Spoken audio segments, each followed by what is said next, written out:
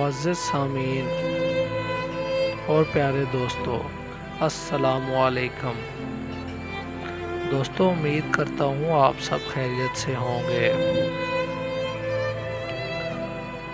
دوستو، ایک سلطنت میں ایک بادشاہ رہتا تھا جو بہت ہی عدل اور انصاف کرنے والا تھا۔ حالانکہ اس کے عدل کے قصے پوری دنیا میں مشہور تھے۔ دوستو، اس کی سلطنت کو جب 8 سال پورے ہوئے تو سب درباریوں نے بادشاہ سلامت سے یہ عرض کی کہ بادشاہ سلامت، ہمیں ایک بہت ہی زبردست سا جشن منانے کی اجازت دی جائے، کیونکہ آپ کی سلطنت کو 8 سال پورے ہو چکے ہیں۔ اس لیے ہمیں ایک بہترین سا جشن منانے کی اجازت دی جائے، اور ہم سب دعا گو ہیں کہ حضور کے 8 کی بجائے 800 سال تک سلطنت رہے۔ بادشاہ حالانکہ اس طرح کے فضول کاموں سے دور ہی رہتا تھا، لیکن درباریوں کے اس مشورے سے ان کو ایک حد تک جشن منانے کی اجازت دے دی، اور کہا کہ کوئی بھی غیر اخلاقی حرکت یا فضول خرچی نہ کی جائے، بلکہ غریبوں میں کچھ اناج اور کچھ اچھی چیزیں تقسیم کی جائیں۔ بادشاہ کی طرف سے اجازت ملنے کی ہی دیر تھی کہ پوری سلطنت میں ایک زبردست قسم کی چراغاں کی گئی، اور پوری سلطنت کو پھولوں اور روشنی سے سجا دیا گیا۔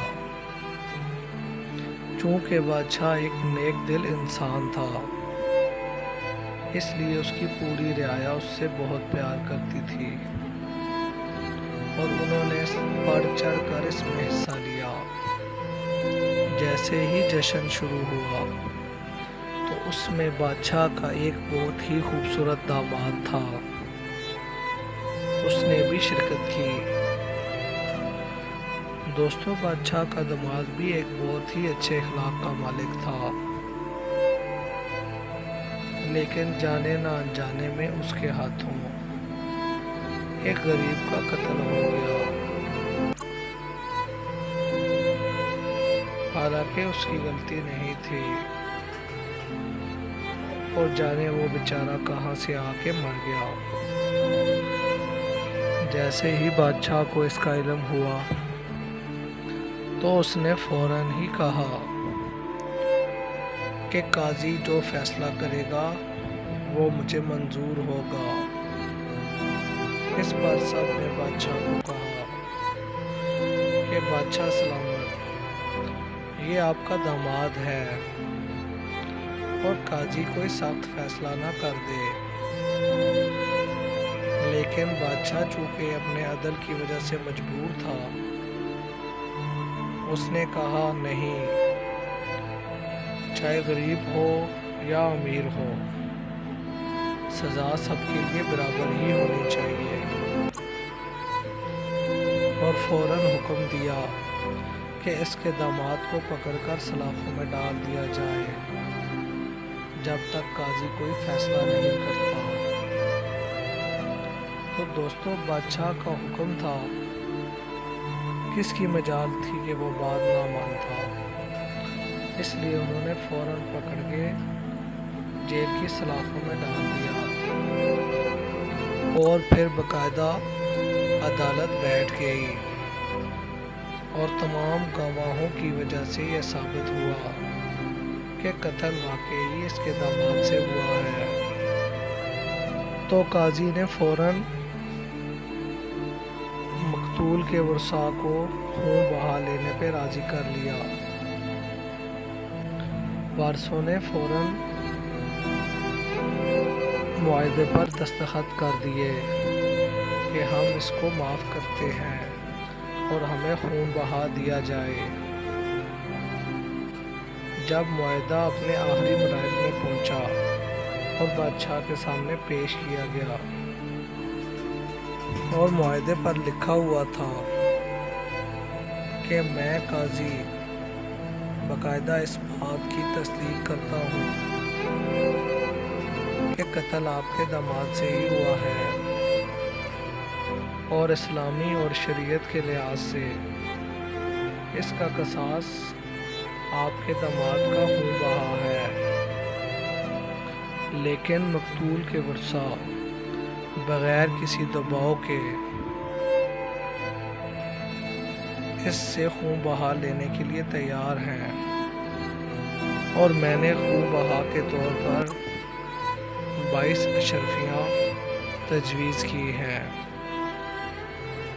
جو کہ ورثاء بغیر کسی پریشر کے لینے کے لیے تیار ہیں۔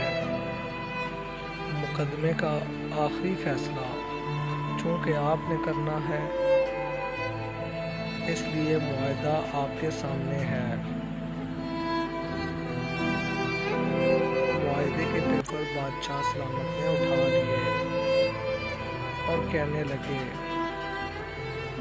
چونکہ مقتول کے ورثاء نہایت ہی کمزور ہیں، لیکن حقیقت میں یہ فیصلہ بہت کمزور ہے، اور ہمیں یقین ہے کہ ہمارے داماد کو ہماری وجہ سے رعایت دے دی گئی ہے۔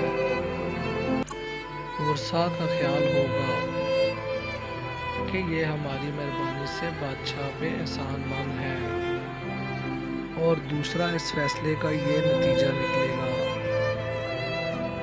کہ شاہی خاندان کے سارے افراد خود کو طاقتور سمجھنا شروع کر دیں گے،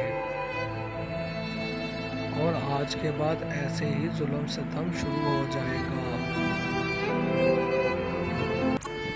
کوئی امیر تو کوئی غریب کہلائے گا۔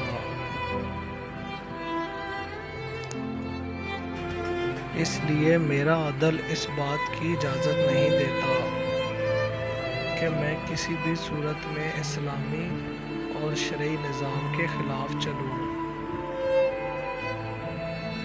اس لیے جو شریعت اور اسلامی طریقہ کار سے سزا ہے، میرے داماد کے لیے بھی وہی سزا تجویز کی جاتی ہے۔ اگر اسلامی لحاظ سے قتل کی سزا سر قلم ہے تو میرے داماد کا سر قلم کیا جائے۔ ساری سلطنت حیران ہو گئی، لیکن بادشاہ کے آگے کوئی کچھ نہیں بول سکتا تھا، اور انہوں نے ایسا ہی کیا۔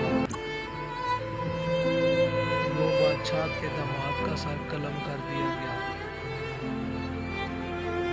تو پیارے دوستو، آج کی اس کہانی سے ہمیں بہت سبق ملتا ہے کہ اگر کسی بھی ملک میں یا کسی بھی سلطنت میں امیر یا غریب، اونچے یا نیچے، سب لوگوں کے لیے انصاف برابر کر دیا جائے تو اس سلطنت میں ہر کوئی خوشی سے رہ سکتا ہے۔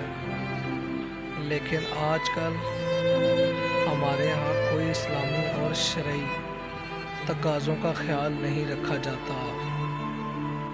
ہمیں یہ سب خود کرنا ہوگا اور اسلامی اور شرعی نظام کو لانا ہوگا۔